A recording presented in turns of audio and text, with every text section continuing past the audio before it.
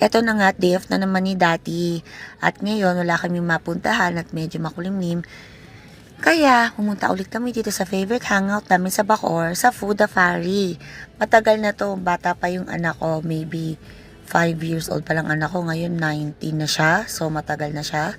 And hindi lahat ng mga taga Bacoor alam tong Foodafari, so iba-vlog ko siya ulit. Ito yung kanilang events place na sobrang ganda, sobrang laki. Minimum packs niya ay 50 packs. 750 per head, so tumapatak na 37,500 something. So, sa 37,000 mo, 50 guest, lahat na yan makukuha mo. Yung setting na yan, the lights, the sounds, the buffet, the waiters. Ang problemahin mo na lang ay cake at yung setup ng stage, which is madali na. So, sobrang mura talaga, nagulat ako kasi 37,000 lang, 'di ba? Tas 50 packs na. So, tas additional na lang is 750 pesos. So, sobrang ganda dito lalo na in person. Meron din sila pang iba pang event space sa taas, pero mas gusto ko to kasi bungad siya. At siya talaga yung pinaka bungad ng entrance ng Foodafari. Yun, so kasama na yan, i-set up pa nila yan, may mga mantel pa yan syempre, pati mga chairs, mga plates, mga utensils, at saka magaganda yung mga lightings nito. Yun ang gusto ko dito. Excuse me.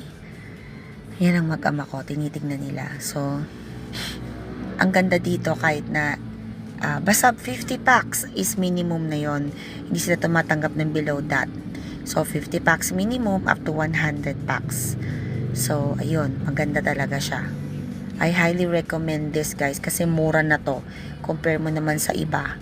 Tsaka, accessible siya kasi along Aguinaldo Highway lang siya. Paglagpas mo ng Talabas St. Dominic. So, Jollibee Nyog. Malapit. Ayan, tapos, dito ka na lalabas. Ayan yung mga KTV rooms nila. Diyan nag-birthday ang anak ko. Yan, so pwede ka maglagay ng tarpaulin dyan, maybe. And meron silang TV pa dito para makita nila kung anong event na gaganap. Meron din yan doon sa entrance. Excuse me na, bubuna ako, hindi ko na ma-edit. Sorry na, guys. So, ito yung mga KTV rooms. Papasok na tayo sa resto. So, dyan may live band dyan paggabi. Hanggang 2 AM sila, 4 PM ang kanilang bukas. So, masarap ang pagkain dito, guys. At affordable compare mo sa iba. Tsaka aesthetic pa yung place. Naka-Christmas setup pa sila kahit na January 8 na.